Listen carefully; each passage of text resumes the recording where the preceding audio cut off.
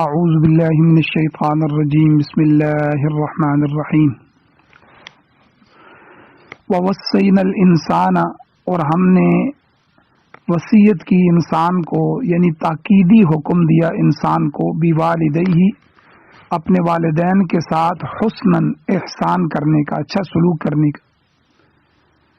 اور اللہ فرماتے ہیں وَإِن جَاهَدَاكَ، اگر وہ تجھ پر زور ڈالیں کہ لِتُشْرِكَ بِی، کہ تو میرے ساتھ شریک ٹھہرائے، ما اس کو کہ لَيْسَ لَكَ بِهِ علم، جس کے بارے میں تجھے علم ہی نہیں ہے، تو فَلَا تُطِعْهُمَا، پس تو ان دونوں کی بات نہ مان، تو اپنے والدین کی اس میں بات نہ مان، شریک ٹھہرانے میں۔ اِلَيَّ مَرْجِعُكُمْ، میری طرف ہی تمہارا لوٹ کر آنا ہے، فَأُنَبِّئُكُمْ، پس میں تم کو خبر دوں گا، بِمَا كُنْتُمْ تَعْمَلُونَ، اس کی جو تم عمل کرتے تھے، جو تم کام کیا کرتے تھے میں تم کو بتلاؤں گا۔ وَالَّذِينَ آمَنُوا، اور وہ لوگ جو ایمان لائے، وَعَمِلُوا الصَّالِحَاتِ، اور نیک اعمال کیے، لَنُدْخِلَنَّهُمْ، ہم ضرور بالضرور ان کو داخل کریں گے، فی الصالحین، نیک لوگوں کی جماعت میں۔ وَمِنَ النَّاسِ مَن یقول، اور لوگوں میں سے بعض لوگ وہ ہیں جو کہتے ہیں آمنا باللہ، کہ ہم ایمان لائے ہیں اللہ تعالیٰ پر، فَإِذَا أُوذِیَ فِی اللَّہِ، جب اس کو تکلیف دی جاتی ہے اللہ کے راستے میں، اللہ کے بارے میں، تو جعل فتنة الناس کعذاب اللہ، تو وہ بنا لیتا ہے، ٹھہراتا ہے لوگوں کی آزمائش کو اللہ کے عذاب کی طرح۔ اور وَلَئِن جَاءَ نَصْرٌ مِّن رَّبِّكَ، اور اگر آ جائے کوئی مدد تیرے رب کی طرف سے، مال غنیمت وغیرہ، اور یہ کوئی مدد تیرے پروردگار کی طرف سے آئے، تو لَيَقُولُنَّ، وہ کہتے ہیں اِنَّا كُنَّا مَعَكُمْ، بے شک ہم تو تمہارے ساتھ ہیں۔ أَوَلَيْسَ اللَّهُ بِأَعْلَمَ، کیا اللہ تعالیٰ نہیں جانتا خوب، بِمَا فِي صُدُورِ الْعَالَمِينَ، اس چیز کو جو جہان والوں کے سینوں میں ہے۔ وَلَيَعْلَمَنَّ اللَّهُ الَّذِينَ آمَنُوا، اور البتہ ضرور بالضرور ظاہر کرے گا اللہ تعالیٰ ان لوگوں کو جو ایمان لائے۔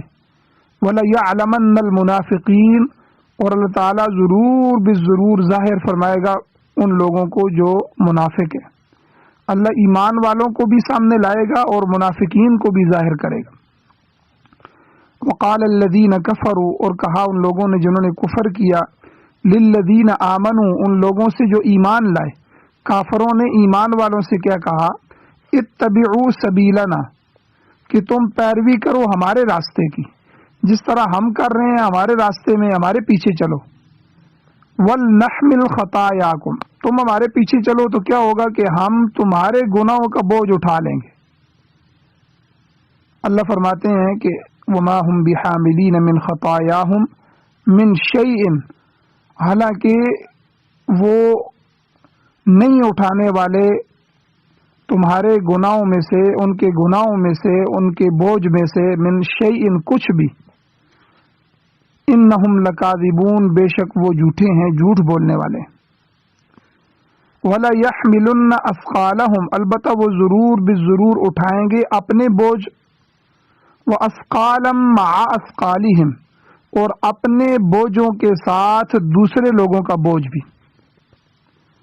وَلَيُسْأَلُنَّ يَوْمَ الْقِيَامَةِ، اور البتہ ضرور بالضرور ان سے پوچھا جائے گا قیامت کے دن، عَمَّا كَانُوا يَفْتَرُونَ، ان باتوں کے بارے میں جن کو وہ گھڑتے تھے، جن کو وہ افتراء کرتے تھے۔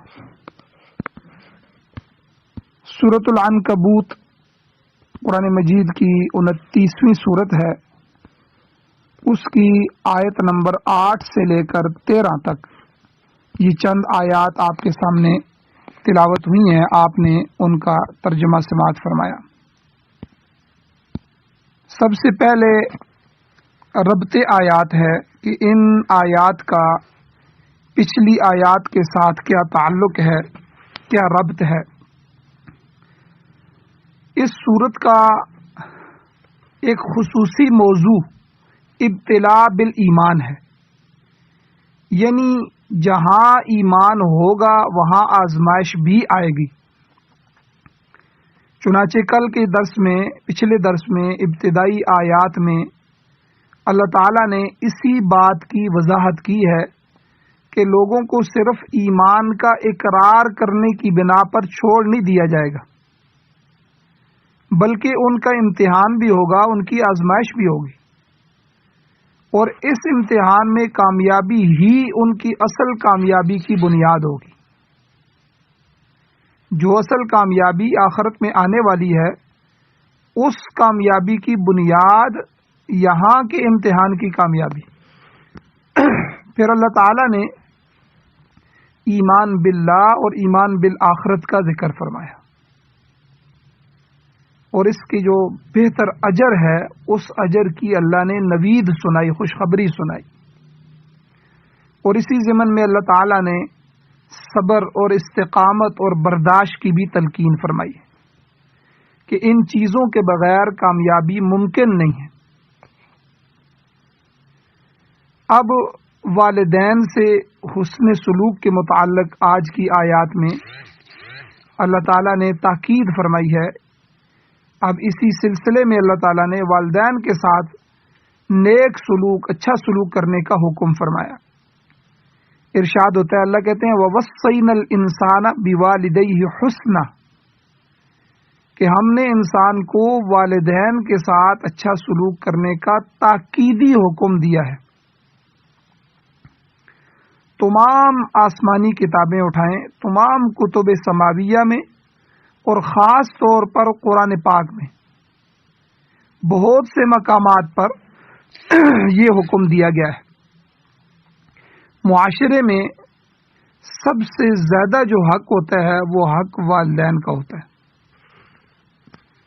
ان کی عزت، ان کا احترام اور خدمت، ان کی خاطر کو اللہ تعالیٰ نے نہایت ضروری قرار دیا ہے۔ سورہ بنی اسرائیل میں اللہ فرماتے ہیں، آیت نمبر 23 ہے، وَبِالْوَالِدَيْنِ إِحْسَانًا، والدین کے ساتھ احسان کرو، نیکی کرو۔ گویا سابقہ امتوں کے لیے، پچھلی امتوں کے لیے اور ہمارے لیے، ہماری امت کے لیے، سب کے لیے یہی حکم ہے کہ اپنے والدین کے ساتھ حسن سلوک سے پیش آؤ۔ ظاہر ہے کہ والدین ہی کسی شخص کی دنیا میں آمد کا ذریعہ بنتے ہیں اور پھر اس انسان کی پرورش کا سبب بنتے ہیں۔ والدین ہی اپنی اولاد کی تربیت میں طرح طرح کی تکالیف برداشت کرتے ہیں، ان کے کھانے پینے کا بندوبست کرتے ہیں، ان کی پڑھائی لکھائی تربیت کا بندوبست کرتے ہیں، اور ان کے لیے ہر طرح کا مالی بوجھ اٹھاتے ہیں، اور باپ کی نسبت ماں زیادہ مشقت برداشت کرتی ہے۔ والدین کا اولاد کے لیے مشقت برداشت کرنا یہ ایک مثال اور نمونہ ہے۔ لہذا اولاد کا بھی فرض ہے کہ وہ اپنے ماں باپ کی خدمت کرے اور ان کے ساتھ حسن سلوک کا پورا پورا حق ادا کرے۔ اسی لیے اللہ تعالیٰ نے فرمایا کہ ہم نے وَوَصَّيْنَا الْإِنسَانَ، انسان کو تاکیدی حکم فرمایا۔ یہ ہمارا حکم خالی عام حکموں کی طرح نہیں ہے، تاکیدی حکم ہے کہ وہ والدین کے ساتھ اچھا سلوک کرے۔ اور پھر آگے اللہ تعالیٰ نے یہ فرما دیا کہ جہاں اللہ تعالیٰ نے والدین کی اطاعت گزاری کا حکم دیا ہے، وہاں ایک خاص حکم اللہ نے ساتھ یہ بھی دیا، وَإِن جَاهَدَاكَ لِتُشْرِكَ بِي مَا لَيْسَ لَكَ بِهِ عِلْمٌ، کہ اگر وہ دونوں ماں باپ تجھے مجبور کریں، تجھ پر زور ڈالیں کہ تو میرے ساتھ یعنی اللہ کے ساتھ ان چیزوں کو شریک بنائے جن کا تجھے علم تک نہیں ہے، فَلَا تُطِعْهُمَا، تو پھر تمہیں ان کا یہ حکم ماننے کی اجازت نہیں ہے، پھر تم ان کی اطاعت نہ کرو۔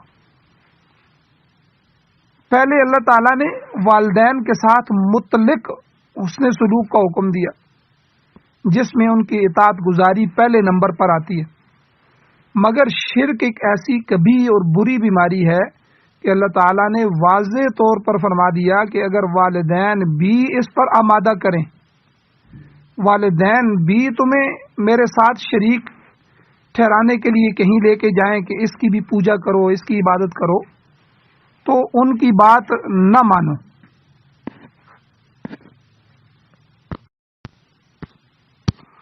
حقیقت یہی ہے کہ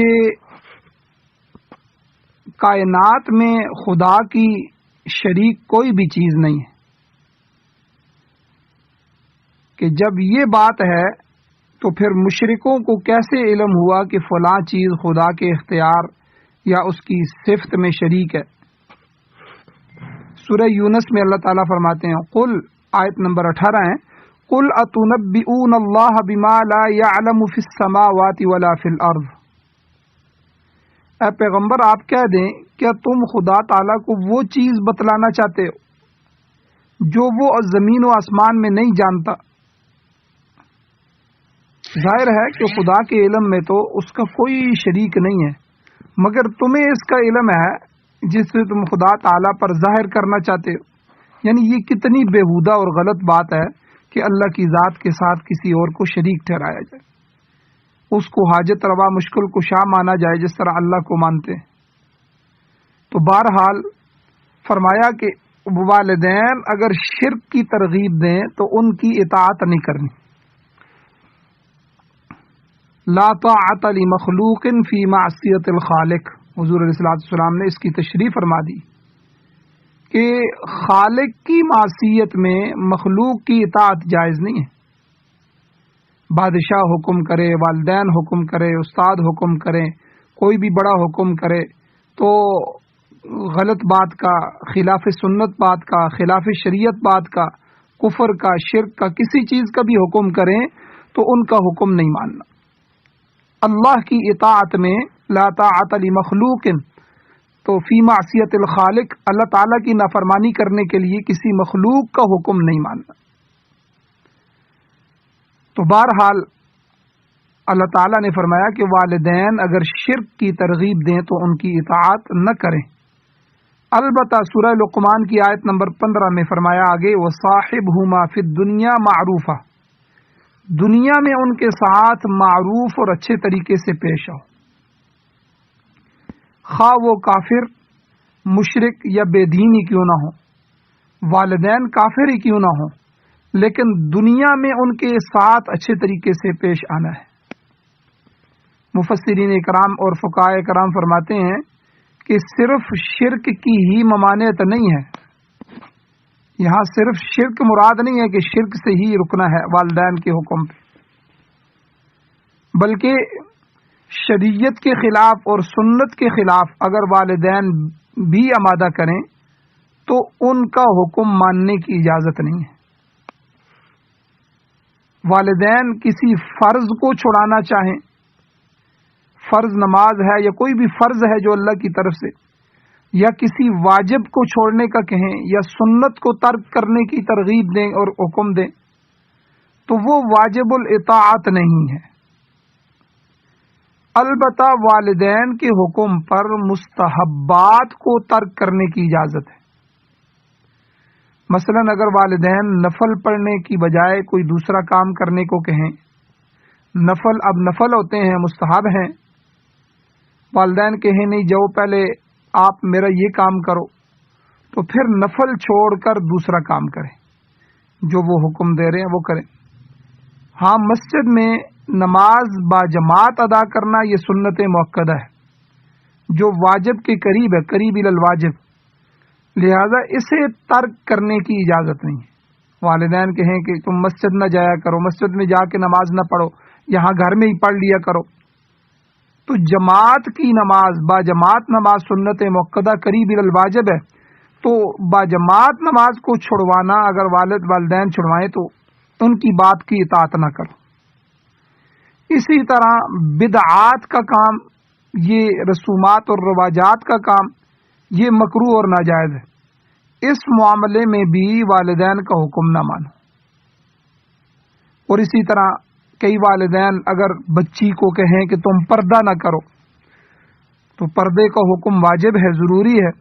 اور اسی طرح داڑھی سنت مؤکدہ ہے اور واجب ہے، قریب الواجب. تو داڑھی کاٹنے کا حکم دیں والدین، داڑھی نہ رکھو، شیو کرواؤ. تو ان والدین کا حکم ان معاملات میں ماننا جائز نہیں، شریعت کے خلاف ماننا جائز نہیں. لیکن اس معاملے کے ساتھ ساتھ اللہ تعالیٰ نے فرمایا ہر لحاظ سے ان کے ساتھ حسن سلوک سے پیش آؤ. سلوک نہیں چھوڑنا، اچھا سلوک، اچھا کردار اور ان کے ساتھ اچھائی نہیں چھوڑنی. آگے فرمایا اللہ تعالیٰ نے اِلَیَّ مَرْجِعُکُمْ، تم سب نے میری ہی طرف لوٹ کر آنا ہے.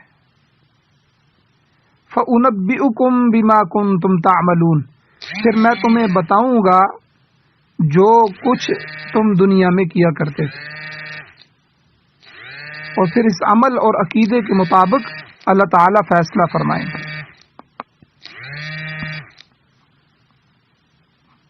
کہ تم نے اللہ کی طرف لوٹنا ہے اور لوٹ کر اللہ کی طرف جانا ہے، تو اللہ تمہیں تمہارے اعمال بھی بتائیں گے اور اسی کے مطابق تمہارا فیصلہ ہوگا. اس آیت کریمہ کے شان نزول کے متعلق مفسرین اکرام نے تفسیروں میں بیان فرمایا ہے.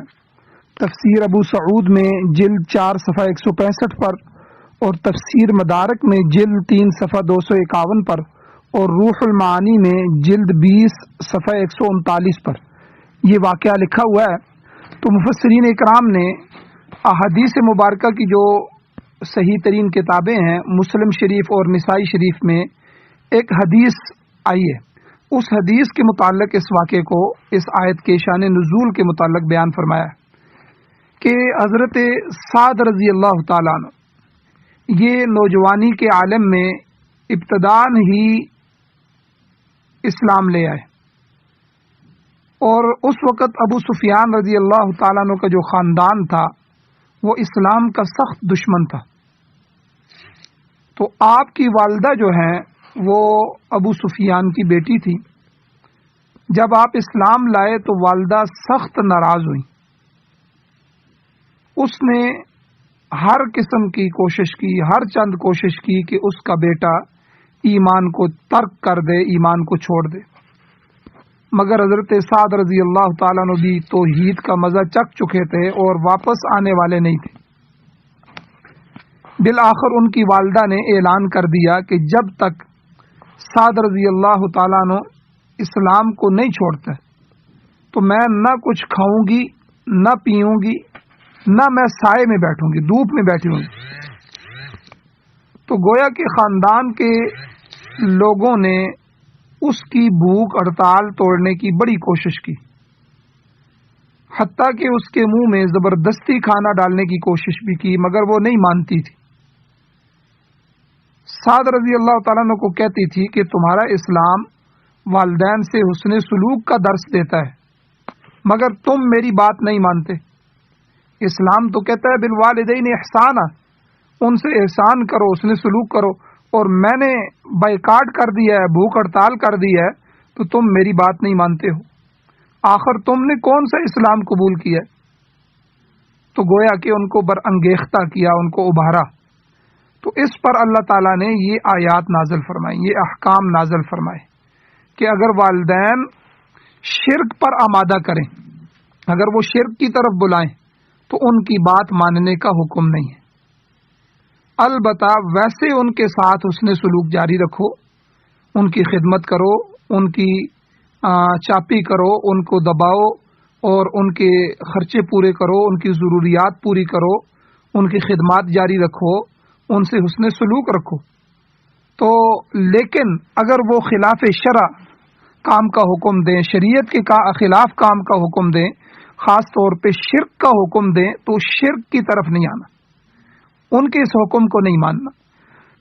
تو بہرحال اس قسم کے احکامات اس سورت کے علاوہ سورہ لقمان کے اندر بھی تفصیل سے آئے ہیں، سورہ بنی اسرائیل میں بھی آئے ہیں، سورہ احقاف کے اندر ہیں اور سورہ بقرہ میں بھی موجود ہیں۔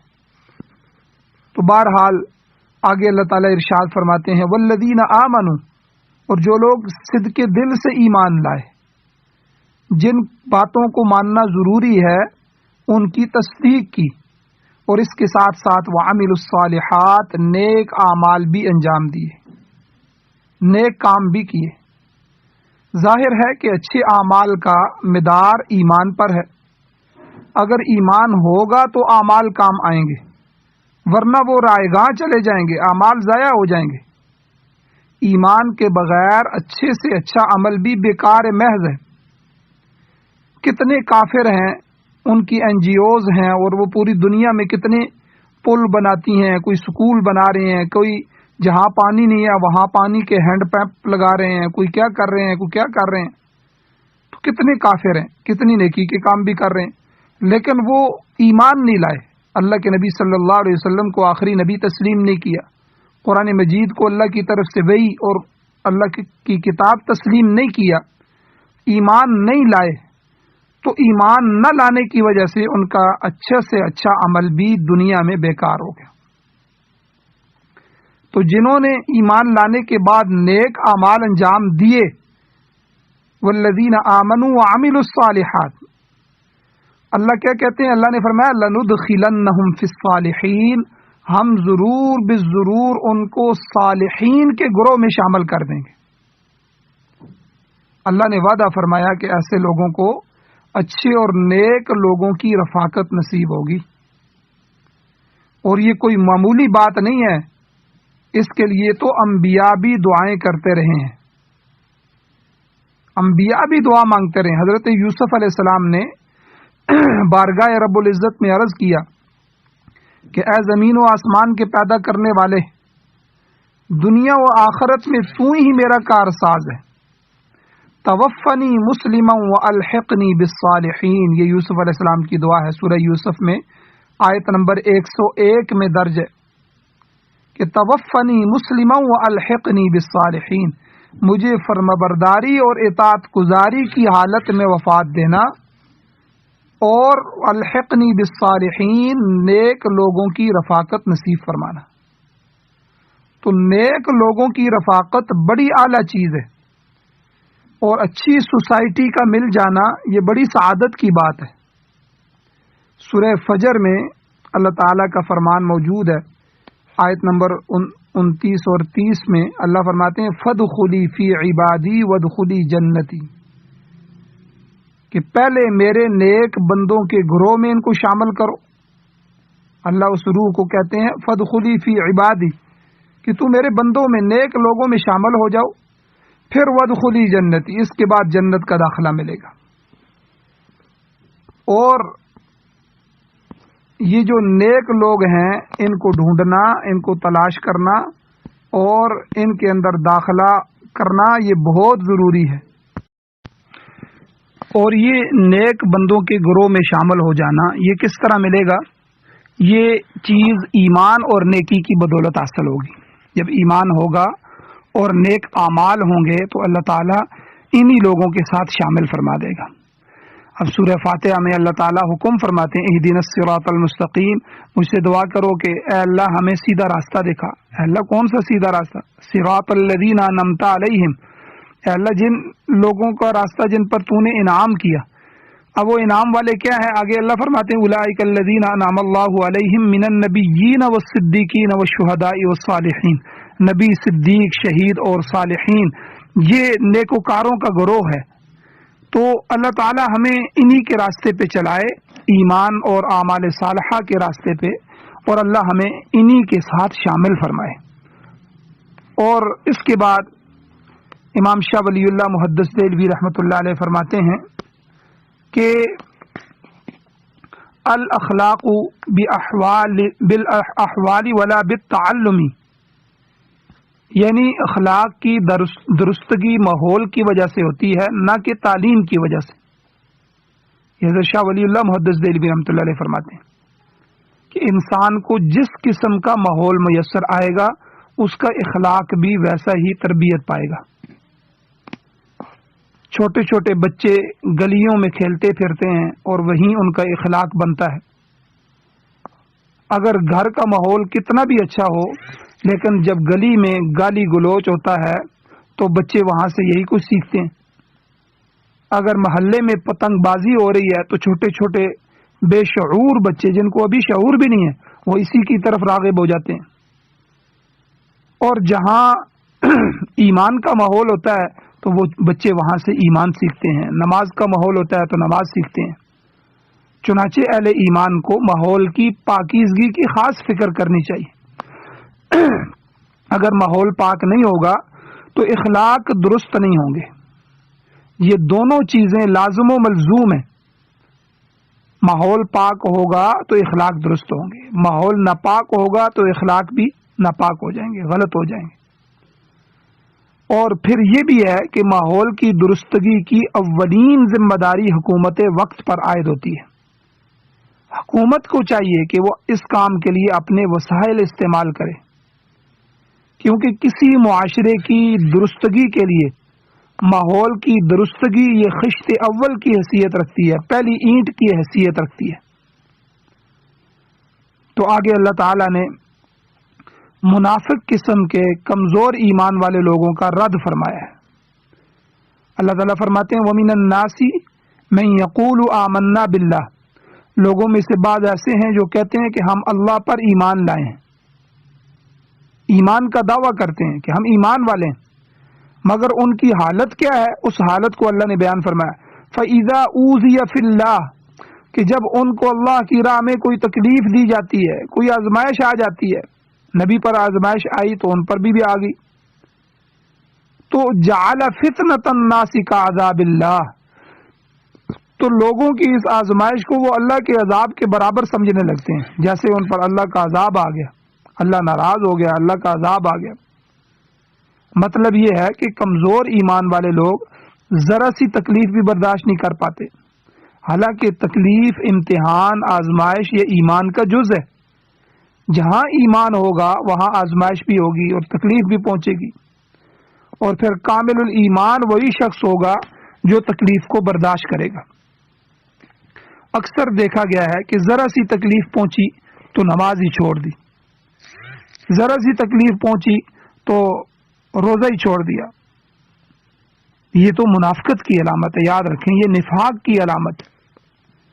اور اس کے برخلاف آگے اللہ نے فرمایا وَلَئِن جَاءَ نَصْرٌ مِّن رَّبِّكَ، اگر ان کو آپ کے پروردگار کی طرف سے مدد پہنچائے تو خوش ہو کر مسلمانوں کو یقین دلاتے ہیں کہ لَيَقُولُنَّ إِنَّا كُنَّا مَعَكُمْ، کہ ہم تو تمہارے ساتھ ہیں، ہم تو پکے سچے مسلمان ہیں۔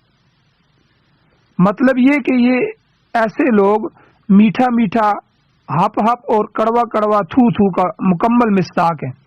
یہ جو محاورہ ہے اس محاورے کے مکمل مصداق ہیں۔ یہ لوگ ہر طرح کی آسائش اور آسانی چاہتے ہیں، اور جو ہی کوئی مشکل پیش آتی ہے تو بگڑ جاتے ہیں۔ سورہ بقرہ کی ابتدا میں بھی اللہ تعالیٰ نے یہ مضمون بیان فرمایا کہ وَمِنَ النَّاسِ مَن يَقُولُ آمَنَّا بِاللَّهِ وَبِالْيَوْمِ الْآخِرِ وَمَا هُمْ بِمُؤْمِنِينَ، آیت نمبر 8 ہے کہ لوگوں میں سے بعض ایسے لوگ ہیں جو زبان سے تو ایمان باللہ اور ایمان بالآخرت کا دعویٰ کرتے ہیں، مگر حقیقت میں وہ ایماندار نہیں ہیں۔ وہ تو صرف یہ دیکھتے ہیں کہ فائدہ کس طرف ہے۔ اگر ایمان والوں کو کوئی بھلائی پہنچی تو ان کی طرف ہو گئے، اگر دوسرا پلہ بھاری ہو گیا تو ان کو یقین دلایا کہ ہم دل سے مسلمانوں کے ساتھ نہیں ہیں۔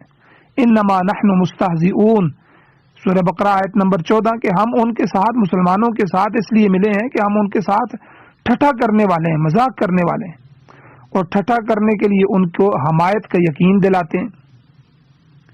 تو اللہ نے فرما دیا کہ یہ لوگ اللہ اور اہل ایمان کو دھوکہ دینا چاہتے ہیں، مگر حقیقت کیا ہے؟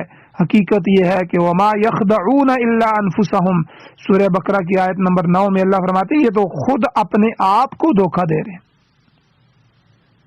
اور فرمایا اولیس اللہ باعلم بما فی صدور العالمین، بھلا اللہ تعالیٰ اتنا بھی نہیں جانتا کہ جہان والوں کے دلوں میں کیا ہے؟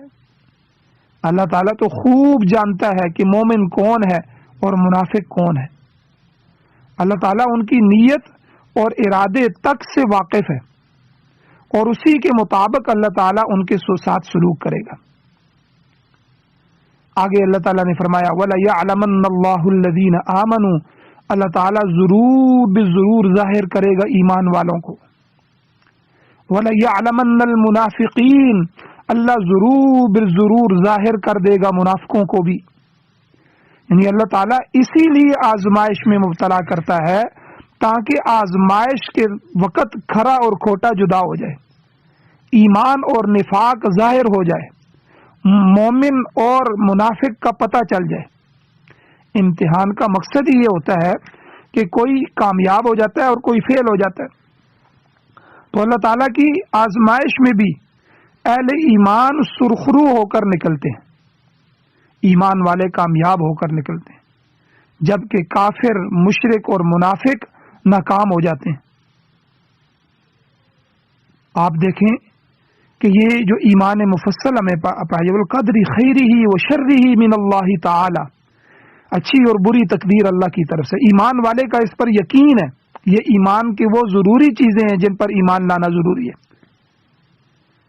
اور کافر اور مومن کے درمیان فرق کیا ہے کہ کافر پر جب کوئی مصیبت آتی ہے تو وہ واویلا کرتا ہے، روتا ہے اور ہارٹ اٹیک ہو جاتا ہے، مرتا ہے، اور ایمان والا صبر کرتا ہے، اس صبر پہ بھی اجر پاتا ہے اور دل سے زخم ختم ہو جاتے ہیں، غم دھل جاتا ہے۔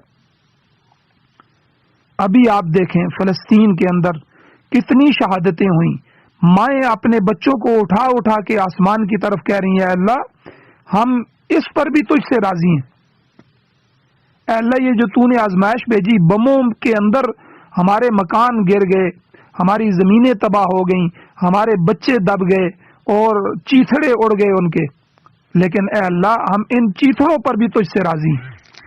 اتنا ایمان۔ اور پھر اللہ نے بدلہ کیا دیا، ہزاروں لاکھوں لوگ یورپ کے ان کے اس صبر کو دیکھ کر مسلمان ہو رہے ہیں۔ یہ ویڈیو موجود ہے، عورتیں مسلمان ہو رہی ہیں کہ یہ کون سا قرآن ہے، یہ کون سا ایمان ہے، اسلام ہے کہ جو اس حالت میں بھی جب ان کے بچوں کی اور بڑوں کی اور والدین کی اور خاوند کی اور ہر ایک کی لاشیں بچھی ہوئی ہیں اور ہر چیز تباہ ہو رہی ہے، اور یہ اس وقت بھی جو ہے استقامت کا پہاڑ بن کے کھڑے ہیں اور صبر کا مظاہرہ کر رہے ہیں اور اپنے اللہ کو یقین دلا رہے ہیں کہ اے اللہ آپ نے ہمارے اوپر آزمائش بھیجی ہے تو ہم اس پر بھی راضی ہیں۔ تو یہ صرف 1400 سال پہلے کی بات نہیں ہے، آج بھی مسلمان پر جب آزمائش آتی ہے تو اللہ تعالیٰ اس آزمائش کے ذریعے جانتا ہے کہ کون میرا ہے اور کون مخالف ہے۔ 2005 میں زلزلہ آیا تھا بالاکوٹ میں، تو رمضان کا مہینہ تھا، کتنے ہی روزے دار، ہر ایک نے روزہ رکھا ہوا تھا، آزمائش آ گئی، زلزلہ آ گیا، مکان گر گئے، لوگ دب گئے، پورا علاقہ اوپر سے نیچے، نیچے سے اوپر آ گیا، مارکیٹیں گر گئیں، بڑی آزمائش آئی ایمان والوں پر۔ اب کئی لوگوں نے روزے پختہ کر لیے، اے اللہ ہمارا قصور تھا، ہم گناہگار تھے، آپ کی طرف سے آزمائش امتحان آ گیا، اے اللہ ہم آپ سے معافی مانگتے، فوراً مسجدوں کا رخ کیا۔ اور وہیں کئی بدبخت ایسے بھی تھے کہ اس آزمائش کے بعد انہوں نے کہا کہ ہم روزے رکھیں اور ہم اللہ کے روزے رکھیں اور اللہ ہمارے اوپر جو ہے وہ عذاب ڈال دے، زلزلے بھیجے، ہم نہیں رکھتے۔ انہوں نے رکھے ہوئے روزے توڑ دیے اور آئندہ نہیں رکھے۔ اب دیکھیں نا، اس آزمائش سے دونوں کا انتخاب ہو گیا، ایمان والے جدا ہو گئے، وہ مسجدوں کی طرف چلے گئے، اللہ سے توبہ استغفار کرنے لگے، اپنے گناہوں پر نظر کرنے لگے، اپنی آخرت کو درست کرنے لگے، اور دوسری طرف جو کافر تو نہیں تھے، مسلمان تھے لیکن منافقین کا کردار ادا کر رہے تھے، رکھے ہوئے روزے توڑ دیے اور اللہ کو کہنے لگے کہ ہم تیرے روزے رکھیں اور تو ہمارے ساتھ یہ معاملہ کرے۔ تو اللہ فرماتے ہیں کہ یہ آزمائش ہم اس لیے لاتے ہیں کہ وَلَيَعْلَمَنَّ اللَّهُ الَّذِينَ آمَنُوا وَلَيَعْلَمَنَّ الْمُنَافِقِينَ، اللہ اس آزمائش کے ذریعے ایمان والوں کو اور منافقین کو جدا جدا کرتے ہیں۔ اب اگلی آیت میں اللہ تعالیٰ نے مومنوں کے لیے ایک اور آزمائش کا ذکر کیا۔ کیا آزمائش؟ کہ وَقَالَ الَّذِينَ كَفَرُوا لِلَّذِينَ آمَنُوا، کافر لوگ ایمان والوں سے کیا کہتے؟ اتبعوا سبیلنا، بادشاہو ہمارا راستہ اختیار کرو، دنیا میں کھاؤ پیو مزے کرو، اپنی خواہشات کی زندگی گزارو، کیوں خود بھی تنگی میں پڑتے ہو اور ہمارے راستے میں بھی رکاوٹ بنتے ہو؟ اسمبلیوں میں حافظ حمداللہ صاحب جو جمعیت علماء اسلام کے ہیں، ان کا بیان میں نے خود سنا تھا، ہری پور میں تشریف لائے تو انہوں نے بیان کیا، انہوں نے کہا کہ کئی اسمبلی کے رکن انہوں نے ہمیں کہا بھی تھا کہ جو جنت تم جس جنت کی بات کرتے ہو وہ تمہیں مبارک ہو، تم نے دیکھی ہوگی یا دیکھو گے، ہمیں دنیا میں اس دنیا کو ہمیں اپنی جنت بنانے دو، حلال حرام جس طرح بھی ہمیں کھانے دو، ہمارے راستے کے اندر رکاوٹ کیوں بنتے ہو، اسلامی نظام کی بات کیوں کرتے ہو؟ ظاہر بات ہے اسلام آئے گا تو رشوت تو نہیں ہوگی، اسلام آئے گا تو غلط سفارش تو نہیں ہوگی، غلط کاری تو نہیں ہوگی، لوٹ کسوٹ اور یہ کرپشن تو ختم ہو جائے گی۔ آج طالبان کو دیکھیں، افغانستان میں کوئی کرپشن نہیں، 1 روپے کی کرپشن نہیں، اور مزدور کی تنخواہ سب کو مل رہی ہے، بہترین کام چل رہا ہے۔ تو کافر ایمان والوں سے کیا کہنے لگے؟ اتبعوا سبیلنا، تم ہمارا راستہ اختیار کرو، ہمارا دین قبول کر لو، اور اگر تمہیں ایسا کرنے میں یہ امر مانے ہے کہ تم گناہ میں مبتلا ہو کر سزا کے مستحق بنو گے تو ہم تمہیں ایک پیشکش کرتے ہیں، تمہیں اگر یہ ہے کہ یہ گناہ کا بوجھ پھر کل کون اٹھائے گا، ہم تمہیں پیشکش کرتے ہیں وَلْنَحْمِلْ خَطَايَاكُمْ، کہ تمہارے گناہ ہم اٹھا لیں گے، چلو تم ہمارے راستے پہ چلو، ہمارے دین پہ آ جاؤ، تو جو تمہیں آخرت کی فکر ہے، آخرت اگر آئی تو جو تمہارے گناہ ہیں وہ ہمارے سروں پہ ڈال دینا۔ مطلب یہ کہ تم ایمان اور توحید کو چھوڑ کر ہمارا طریقہ اختیار کر لو، اور اگر اس کی وجہ سے تم پکڑے گئے تو تمہاری جگہ ہم اپنے آپ کو پیش کر دیں گے۔ اور بعض کافر ازرائے تمسخر ٹھٹھا مذاق کرتے ہوئے یہ کہتے تھے کہ مسلمانوں فکر نہ کرو، تمہارے گناہوں کا بوجھ ہم اٹھا لیں گے، مگر اللہ نے فرمایا کہ یہ لوگ جھوٹے ہیں۔ وما هم بحاملین من خطاياهم من شيء انہم لکاذبون، یہ تمہارے گناہوں کا کچھ بھی ذرہ بھی بوجھ اٹھانے والے نہیں ہیں، یہ کیسے ممکن ہے کہ ایک کا گناہ دوسرے کے سر پر ڈال دیا جائے؟ حضرت ابراہیم علیہ السلام کے صحیفے میں بھی موجود ہے کہ اللہ تزر وازرۃ وزر اخری، سورۃ النجم کے اندر 38 نمبر آیت میں اللہ فرماتے ہیں کہ قیامت والے دن کوئی آدمی کسی دوسرے کا بوجھ نہیں اٹھا سکے گا، کسی کا ایمان اور نیکی دوسرے کو مفید نہیں ہوگا، اور نہ ہی کسی کا گناہ دوسرے کے لیے وبال بنے گا، بلکہ ہر شخص اپنی اپنی کارکردگی کا خود ذمہ دار ہوگا۔ فرمایا کافروں کا یہ دعویٰ باطل ہے کہ وہ تمہارا بوجھ بھی اٹھا لیں گے، البتہ ایک حد تک ایک دوسرے کے گناہوں کا بوجھ اٹھانا پڑے گا، اور اس کی صورت یہ ہے کہ اللہ فرماتے ہیں وَلَا يَحْمِلُنَّ أَثْقَالَهُمْ وَأَثْقَالًا مَعَ أَثْقَالِهِمْ، کہ وہ ضرور بھی ضرور اٹھائیں گے اپنا بوجھ بھی، اثقالہم اپنا بوجھ تو اٹھائیں گے، جو کفر جو شرک جو گناہ وہ خود کر رہے ہیں وہ تو ان کو اٹھائیں گے، اور دوسرے بوجھ بھی اپنے بوجھوں کے ساتھ اثقالا مع اثقالہم وہ بھی اٹھائیں گے۔ مطلب یہ کہ جو آدمی گمراہ ہو گیا وہ ایک بوجھ تو اپنی گمراہی کا اٹھائے گا، اور دوسرا بوجھ وہ ہوگا جو اس نے دوسروں کو گمراہ کیا۔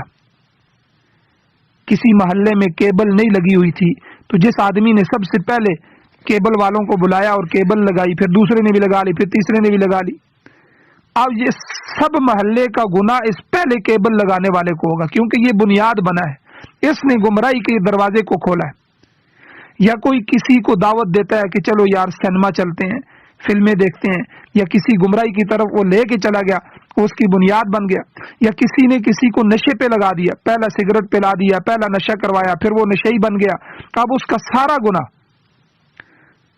اس پہلے پر بھی آئے گا۔ اسی طرح گویا کہ زلال اور ازلال دونوں بوجھ اٹھانے پڑیں گے۔ گمراہی اور گمراہی کرنا وجہ یہ ہے کہ وہ خود تو گمراہ ہوا تھا مگر دوسرے کو گمراہ کرنے کا سبب بھی بنا۔